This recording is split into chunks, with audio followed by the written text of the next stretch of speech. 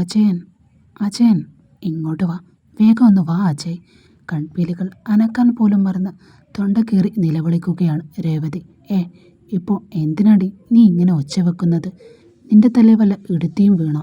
അകത്തുനിന്ന് അസ്വസ്ഥയോടെ ചോദിച്ചുകൊണ്ട് അജയൻ പുറത്തേക്ക് വന്നു. ഇങ്ങോട്ട് വന്ന് നോക്ക്, അപ്പോൾ അറിയാം ആരുടെ തലയിലാണ് ഇടുത്തി വീണതെന്ന്. പരിഹാസം കലർന്ന സ്വരത്തിൽ പറഞ്ഞുകൊണ്ട് രേവതി ടി വിയിലേക്ക് കൈ ചൂണ്ടി. അവളുടെ വിരൽ ചൂണ്ടിയ ദിശയിലേക്ക് കണ്ണുകൾ പതിഞ്ഞ നിമിഷം അജയൻ്റെ മുഖത്തെ നിറമെല്ലാം മാഞ്ഞുപോയി. വിശ്വസിക്കാനാവാതെ നെട്ടലോടെ അവൻ ടി വി സ്ക്രീനിലേക്ക് തന്നെ ഉറ്റുനോക്കി നിന്നു. സ്ക്രീനിൽ കണ്ട കാഴ്ച അവൻ്റെ ശ്വാസം പോലെ ഒരു നിമിഷത്തേക്ക് നിലച്ചു പോകാൻ കാരണമായി. നീലിമയെ നെഞ്ചോട് ചേർത്ത് സംരക്ഷിക്കുന്നത് പോലെ പിടിച്ചുകൊണ്ട് മാധ്യമപ്രവർത്തകരുടെയും പോലീസുകാരുടെയും ആൾക്കൂട്ടത്തിൻ്റെ ഇടയിലൂടെ പുറത്തേക്ക് കൂട്ടിക്കൊണ്ടുവരികയാണ് ജഗൻ. കണ്ടോ, നിങ്ങളുടെ ആരുമല്ലാത്ത അരുമയായ ഭാര്യ ചെന്ന ലീലാവിലാസങ്ങൾ. ഇതിനാണോ ഒരു ഉത്തമയായ പോൽ ഇവൾ വീട് വിട്ട് ഇറങ്ങിപ്പോയത്? അയിഞ്ഞാട്ടക്കാരി ഇവിടെ നിന്ന് പോയിട്ട് 3 മാസം പോലും തികഞ്ഞിട്ടില്ല. അതിനു മുമ്പ് വേറെ ഒരുത്തിനെ കണ്ടുപിടിച്ചിരിക്കുന്നവൾ. എരിയുന്ന തീയിൽ എണ്ണ വയ്ക്കുന്നത് പോലെ വിഷം കലർന്ന വാക്കുകളായിരുന്നു രേവതിയുടേത്. ഓരോ വാക്കും അജയൻ്റെ കാതുകൾ തീയായി പതിച്ചു. ടി വി സ്ക്രീനിൽ പതിഞ്ഞിരുന്ന അവൻ്റെ കണ്ണുകൾ പതിഞ്ഞ് ചുവന്നു തൊടുത്തു. നെറ്റിയിലെ ഞരമ്പുകൾ വലിഞ്ഞു മുറുകി, മുഷ്ടികൾ അറിയാതെ ചുരുണ്ടു. ഇത്രയും വർഷങ്ങളിൽ അത്യാവശ്യ ആവശ്യങ്ങൾക്കല്ലാതെ നീലിമയെ വീടിന് പുറത്തേക്ക് പോലും വിടാതിരുന്നത് അവനായിരുന്നു. ഒരു അന്യപുരുഷനോട് സംസാരിക്കുന്നത് പോലും അവൻ അനുവദിച്ചിരുന്നില്ല. അവൻ്റെ ഓരോ വിലക്കുകളും ഓരോ നിയന്ത്രണങ്ങളും ചോദ്യം ചെയ്യാതെ അനുസരിച്ചിരുന്ന പെൺകുട്ടിയായിരുന്നു നീലിമ. പക്ഷേ ഇപ്പോൾ അതേ നീലിമ മറ്റൊരാളുടെ സംരക്ഷണത്തിൽ നിൽക്കുന്നു. അവളുടെ മുഖത്ത് ഭയത്തേക്കാൾ ആശ്വാസമാണ് നിറഞ്ഞു നിൽക്കുന്നത്.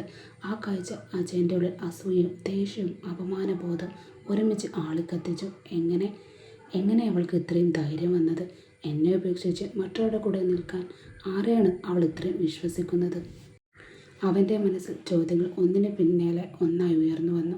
അജയൻ്റെ കണ്ണുകൾ പക ആളിക്കത്തുമ്പോൾ ടി വി സ്ക്രീനിൽ നീലിമയെ ചേർത്ത് പിടിച്ചുകൊണ്ട് അജയ് അവളെ മാധ്യമങ്ങളുടെ തിരക്കിൽ നിന്ന് സുരക്ഷിതമായി പുറത്തേക്ക് കൊണ്ടുപോകുകയാണ്.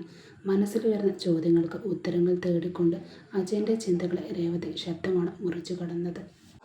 അജയ്, വൈഗ ഗ്രൂപ്പ് ഓഫ് MDക്ക് നീലിമയുമായി എന്താ ബന്ധം? ഈ ഇവൻറ്റിലേക്ക് സാധാരണ ആളുകളൊന്നും പ്രവേശനമില്ല. പിന്നെ എങ്ങനെയാണ് നീലിമ അവിടെ എത്തി? അവൾ ചോദിച്ച ചോദ്യങ്ങൾ അജയൻ്റെ മനസ്സിൽ നേരെ തന്നെ കറങ്ങിക്കൊണ്ടേയിരുന്നു. ഭർത്താവായി വഴക്കിട്ടാൽ എല്ലാ പെണ്ണുങ്ങളും സ്വന്തം വീട്ടിലേക്കല്ലേ പോകാറ്? അപ്പോൾ നീലിമ അവിടെ പോയാലും പോയില്ലല്ലോ. രേവതി ഓരോ വാക്കും അജയൻ്റെ മനസ്സിൽ ആഴത്തിൽ പതിഞ്ഞു. അപ്പോൾ അവൾ ഇപ്പോഴും രചനയുടെ വീട്ടിലാണോ, അതോ മറ്റെവിടെയെങ്കിലും? അവൻ്റെ സംശയങ്ങൾ ഓരോ നിമിഷം വർദ്ധിച്ചു കൊണ്ടേയിരുന്നു. എനിക്ക് അറിയാവുന്നിടത്തോളം വൈഗ ഗ്രൂപ്പ് ഓഫ് MD ഭാര്യയോടൊപ്പം താമസിക്കുന്നില്ല എന്നാണ് ഞാൻ കേട്ടിട്ടുള്ളത്. രേവതി ഒന്ന് നിർത്തി അജയൻ്റെ മുഖത്തേക്ക് നോക്കി. ഒരു പക്ഷേ അദ്ദേഹത്തിനും നീലിമയ്ക്കും തമ്മിൽ എന്തെങ്കിലും ബന്ധമുണ്ടാകുമോ? ആ വാക്കുകൾ അവളുടെ വായിൽ നിന്ന് പുറത്തേക്ക് എടുത്ത നിമിഷം അജയൻ്റെ കൈപ്പത്തി അവളുടെ കവളിൽ പതിച്ചു. അടികൊണ്ട ആഘാതത്തിൽ രേവതി ഒരു നിമിഷം തെന്നിമാറി. കവളിൽ കൈവച്ച് അവൾ അവനെ അവിശ്വസനീയമായി നോക്കി. കണ്ണുകൾ തീ പാറിച്ചുകൊണ്ട് അജയൻ അവൾക്ക് നേരെ ചീറി. ഇവിടെ നോക്ക്, എനിക്കെത്ര സ്ത്രീകളെ വേണമെങ്കിലും എൻ്റെ ജീവിതത്തിൽ കൊണ്ടുവരാം. അത് എൻ്റെ ഇഷ്ടമാണ്, കാരണം ഞാനൊരാണാണ്. പക്ഷെ നീലിമയെക്കുറിച്ച് ഇങ്ങനെയൊരു വാക്ക് പോലും ഇനി നീ പറയരുത്. അവൾ എന്നെ വിട്ട് മറ്റൊരാളുടെ കൂടെ പോകുന്നത് ഞാൻ വിശ്വസിക്കില്ല. കാരണം അവൾ അത്രയും നല്ലവളാണ്. നീയും ഞാനും തമ്മിലുള്ള ബന്ധം അറിഞ്ഞിട്ടും ഒരു വാക്കുപോലും പറയാതെ വീട് വിട്ടു പോയതാണ് അവൾ. അവളുടെ സ്വഭാവം എനിക്കറിയാം. അവളെക്കുറിച്ച് ഇനിയും ഓരോന്ന് പറഞ്ഞ് എൻ്റെ മുന്നിൽ നിൽക്കരുത്. പിന്നെ അവൾ എന്നെക്കുറിച്ച് പലതും പറഞ്ഞിട്ടുണ്ടാകും, അത് എന്നോട് മാത്രം. അവൻ്റെ ശബ്ദം ഇടിമുഴക്കം പോലെ മുഴങ്ങിയപ്പോൾ കവളിൽ നീറ്റലിനേക്കാൾ കൂടുതൽ രേവതിയുടെ ഉള്ളം പുകയുകയായിരുന്നു. നീലിമയെ അപമാനിച്ചാൽ അജയൻ്റെ മനസ്സിൽ അവളോടുള്ള വെറുപ്പ് വളരുമെന്നാണ് അവൾ കരുതി. പക്ഷേ സംഭവിച്ചത് അതിന് നേരെ വിപരീതവും. അത്രയും ദേഷ്യത്തിലായിട്ടും നീലിമ വിശ്വാസത്തെ ചോദ്യം ചെയ്ത നിമിഷം അവനത് സഹിക്കാൻ കഴിഞ്ഞില്ല. അത് രേവതിയുടെ ഉള്ളിൽ അസൂയയുടെ തീ ഒന്നുകൂടി ആളിക്കത്തിച്ചു. ദേഷ്യത്തോടെ മുറിയിലേക്ക് കയറിയ അജയൻ തൻ്റെ മൊബൈൽ എടുത്ത് തുടരെ പലർക്കും ഫോൺ ചെയ്തു. പറയേണ്ട നിർദ്ദേശങ്ങളും അന്വേഷിക്കേണ്ട കാര്യങ്ങളും എല്ലാം പറഞ്ഞു തീർത്തിട്ടും അവൻ്റെ മനസ്സിലെത്തി അപ്പോഴും അണഞ്ഞിട്ടില്ല. അവൻ്റെ ചിന്തകൾ മുഴുവൻ നീലിമയെ ചുറ്റിപ്പറ്റിയാണ്. അതേസമയം പകൽ മുഴുവൻ അധ്വാനിച്ച് ഓടി നടന്ന കാലുകൾ വേദനിച്ചും ശരീരം ക്ഷീണിച്ചും മുറിയിലേക്ക് എത്തിയ ജഗൻ കിടക്കയിലേക്ക് വീണു. ജീവിതത്തിൽ കഴിഞ്ഞുപോയ തെറ്റുകളും കഷ്ടപ്പെട്ട് നേടിയ വിജയങ്ങളും തീരാത്ത ഉത്തരവാദിത്തങ്ങളും ഓരോന്നായി മനസ്സിലൂടെ കടന്നുപോയി. പക്ഷേ ആ ചിന്തകളുടെ എല്ലാം ഒടുവിൽ എത്തി നിന്നത് ഒരേ ഒരു മുഖത്താണ്, നീലിമ. എത്രയോ പ്രതിസന്ധികൾ തരണം ചെയ്ത് ജീവിച്ച അവൻ്റെ ജീവിതത്തിലേക്ക് ഇരുണ്ട രാത്രി തെളിഞ്ഞ ഒരു ചെറിയ വെളിച്ചം പോലെ കടന്നു വന്നവളാണ് അവൾ. എന്തുകൊണ്ടാണ് അവന് തന്നെ അറിയില്ല, അവളെ ഓർക്കുമ്പോൾ മനസ്സറിയാതെ പുഞ്ചിരിച്ചു പോകുന്നു. അവളുടെ സാമീപ്യത്തിൽ നിൽക്കുമ്പോൾ വർഷങ്ങൾക്കു ശേഷമുള്ള ഒരു വിചിത്രമായ സമാധാനം നിറയുന്നത് പോലെ തോന്നി. ഒരിക്കലും സ്വന്തമാക്കില്ലെന്ന് കരുതിയ എന്തോ മനസ്സിന് അരികിലെത്തിയ അനുഭൂതി. അത് ചിന്തിച്ചുകൊണ്ട് ജഗൻ്റെ ചുണ്ടിൽ അറിയാതൊരു പുഞ്ചിരി വിരിഞ്ഞു. ഇതുവരെ എന്നെ എതിർത്ത് സംസാരിക്കാൻ പോലും ഭയപ്പെട്ടവരാണ് എൻ്റെ ചുറ്റുമുണ്ടായിരുന്നത്. പക്ഷെ അവൾ ആദ്യമായി എൻ്റെ മുഖത്ത് നോക്കി എതിർത്ത് സംസാരിച്ചു. എന്നെ പ്രസവിച്ച അമ്മ പോലും ഒരിക്കൽ പോലും എന്നെ അടിച്ചിട്ടില്ല. പക്ഷേ അവൾ ഒട്ടും മടിക്കാതെ എന്നെ തല്ലി. അത് ഓർത്തപ്പോൾ പോലും അവൻ്റെ ചുണ്ടിലെ പുഞ്ചിരി മാഞ്ഞില്ല. നമ്മുടെ സ്റ്റേറ്റിലെ ടോപ്പ് മോഡലുകൾ വരെ എൻ്റെ കൂടെയുണ്ട്. ഞാൻ ഒരിക്കലും അഭിമാനിച്ചിട്ടില്ല അപ്പോഴൊന്നും. പക്ഷെ അവരെല്ലാം കുറ്റം പറഞ്ഞത് എന്നെ ചോദ്യം ചെയ്യാൻ ധൈര്യം കാണിച്ചവൾ. ശരി, നാളെ മുതൽ എൻ്റെ ആദ്യത്തെ ജോലി നിന്നെക്കുറിച്ച് അറിയുക തന്നെയാണ് പെണ്ണെ. മൃദുവായി പറഞ്ഞുകൊണ്ട് അവൻ കണ്ണുകളടച്ചു. അധികം വൈകാതെ തന്നെ ആഴമുള്ള ഉറക്കം അവനെ കീഴടക്കി. പുലരി എങ്ങനെയായിരിക്കുമെന്ന് ആർക്കും മുൻകൂട്ടി പറയാൻ കഴിയില്ല. അതുപോലെ തന്നെ നാളെ ജീവിതം നമുക്കായി എന്താണ് കരുതി വെച്ചിരിക്കുന്നതെന്ന് ആർക്കും അറിയില്ല.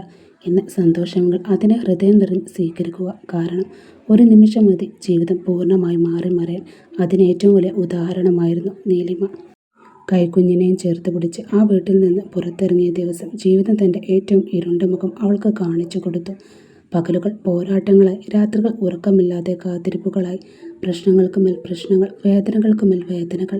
ഈ 3 മാസങ്ങൾക്കൊടുവിൽ ജീവിതം തന്നെ അവളെ പഠിപ്പിച്ച ഏറ്റവും വലിയ പാഠം ഒന്നേയുള്ളൂ: ആരെയും പുറമേ കാണുന്നത് പോലെ വിശ്വസിക്കരുത്. ഓരോ മനുഷ്യൻ്റെ മുഖത്തിന് പിന്നിൽ മറ്റൊരു കഥയുണ്ട്. എന്ത് പ്രതിസന്ധി വന്നാലും തളരാതെ മുന്നോട്ട് നടക്കുക, ധൈര്യം കൈവിടാതിരിക്കുക. കാരണം നമ്മൾ നടക്കാൻ തയ്യാറാകുന്നെങ്കിൽ ജീവിതം ഒരു നാൾ നമുക്കുള്ള വഴി തുറന്നു തരും. പക്ഷേ ഭയവും പതർച്ചയും നിറഞ്ഞ ഓരോ വാക്കും, ഓരോ കണ്ണീരും, ഓരോ തളർച്ചയും നമ്മളെ തോൽപ്പിക്കാൻ കാത്തിരിക്കുന്നവർക്ക് മാത്രം വിജയമാകും നൽകുക. ഇന്ന് സമൂഹത്തിലെ ഉന്നത സ്ഥാനത്തിരിക്കുന്ന ഒരാളെപ്പോലെ മുഖത്ത് നോക്കി എതിർത്ത് സംസാരിക്കുന്നു. ആവശ്യമുള്ളിടത്ത് കൈ ഉയർത്താനും മടിയില്ല. സ്വന്തം മാറ്റങ്ങളെക്കുറിച്ച് ഓർക്കുമ്പോൾ ചിലപ്പോൾ നീലിമയ്ക്ക് തന്നെ അത്ഭുതം തോന്നും. ഒരിക്കൽ എല്ലാത്തിനും പേടിച്ചിരുന്ന പെൺകുട്ടി ഇന്ന് സാഹചര്യങ്ങളെ നേരിടാൻ പഠിച്ചിരിക്കുന്നു. അവൾ കണ്ണുകൾ തിരുമ്മിക്കൊണ്ട് സമയം നോക്കി. ക്ലോക്കിലെ സൂചികൾ 8 മണി കഴിഞ്ഞതായി കാണിച്ചതും അവൾ ഞെട്ടിപ്പോയി. അയ്യോ എന്ന് പറഞ്ഞുകൊണ്ട് അവൾ വേഗം എഴുന്നേറ്റു. സാധാരണ എല്ലാവരേക്കാളും നേരത്തെ എഴുന്നേൽക്കുന്നവളാണ് അവൾ. പക്ഷേ ഇന്ന് തുടർച്ചയായ ദിവസങ്ങളിലെ ക്ഷീണവും മാനസിക സമ്മർദ്ദവും അവളെ ഇത്രയും നേരം ഉറക്കത്തിലേക്കായെത്തി. Good morning mummy. School uniform ധരിച്ച് ബാഗും തോളിലേറ്റി തയ്യാറായി നിൽക്കുന്ന അരുണിനെ കണ്ടപ്പോൾ അവൾ ഒരു നിമിഷം പകച്ചുപോയി.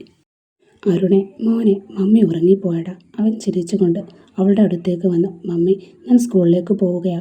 നിങ്ങൾ പതിയെ എഴുന്നേറ്റ് ജോലി ചെയ്തു നോക്കൂ. ബൈ മമ്മി എന്ന് പറഞ്ഞ് അവളുടെ കവളെ ഒരു ഉമ്മയും നൽകി കൈ വീശി പുറത്തേക്ക് നടന്നവൻ. അവൻ പോയതും കയ്യിലൊരു കപ്പ് കാപ്പിയുമായി രജനി അവളുടെ മുറിയിലേക്ക് കയറി. ഇതാ, ആദ്യം നീ ഇത് കുടിക്കുക. കാപ്പിക്കപ്പ് അവൾക്ക് നേരെ നീട്ടിക്കൊണ്ട് രജനി പുഞ്ചിരിച്ചുകൊണ്ട് പറഞ്ഞു. നീലിമ ചെറിയൊരു കുറ്റബോധത്തോടെ അവളെ നോക്കി. എന്നെ വിളിക്കാമായിരുന്നില്ലടി നിനക്ക്? നോക്ക്, ഞാൻ എത്ര നേരം ഉറങ്ങിപ്പോയി. ഇങ്ങനെയൊരു ദിവസം ഞാൻ ഇതുവരെ ഉറങ്ങി എഴുന്നേറ്റിട്ടേയില്ല, അറിയോ നിനക്ക്? അവളുടെ വാക്കുകൾ നിറഞ്ഞു നിന്നത് അത്ഭുതം, ചെറിയൊരു വിഷമവുമാണ്. ശരിയാണ്, ഇത്രയും വർഷങ്ങൾക്കിടെ ജോലി ഉണ്ടായാലും ഇല്ലെങ്കിലും ആരോഗ്യം ശരിയല്ലെങ്കിലും ആദ്യം എഴുന്നേറ്റ് വീട്ടിലെ എല്ലാ ജോലികളും തീർത്ത ശേഷമാണ് അവൾ വിശ്രമിച്ചിരുന്നത് തന്നെ. പക്ഷേ കഴിഞ്ഞ കുറച്ച് ദിവസങ്ങളെ തുടർച്ചയായ ഓട്ടവും മാനസിക സമ്മർദ്ദവും ഉറക്കമില്ലാത്ത രാത്രികളും അവളുടെ ശരീരത്തെ പൂർണ്ണമായി തളർത്തി കളഞ്ഞിരുന്നു.